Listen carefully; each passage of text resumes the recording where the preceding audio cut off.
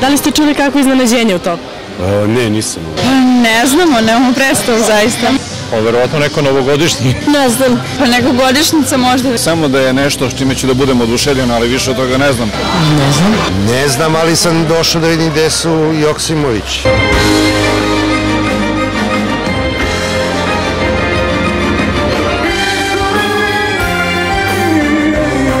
Od Joksimovića, ko ide u nabavku, a ko kuva? Pa pretpostavljam da on ide u nabavku, a ona kuva. Od Joksimovića? Željko ide u kupovinu. Žena kuva, ali da zato Željko mora da ide u nabavku. Pa verovatno žena, pretpostavljam da ide u kupovinu. Pa ja mislim da Željko i kuva i ide u nabavku.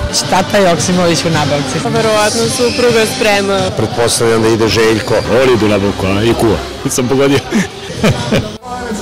Dobro večer, dragi prijatelji, dobrodošli u Rodu, tamo gde je porodica.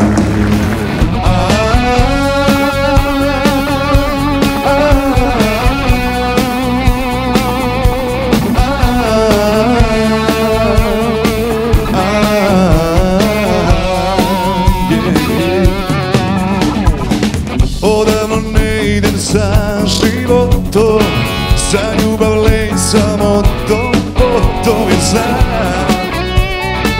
Tu negde postojiš ti,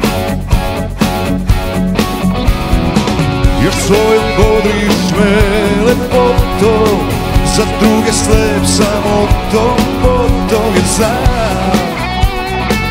Zauvek blizu si. A da li volite Željka?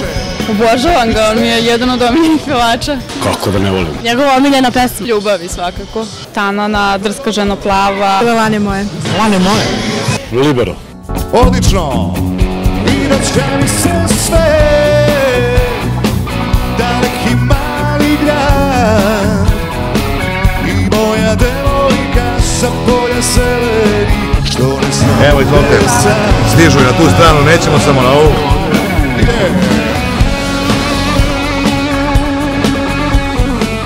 Još malo pa nestalo, evo, još dva i još jedan.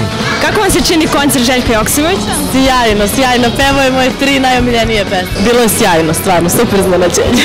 Tamo gde je porodica, to je naš slogan.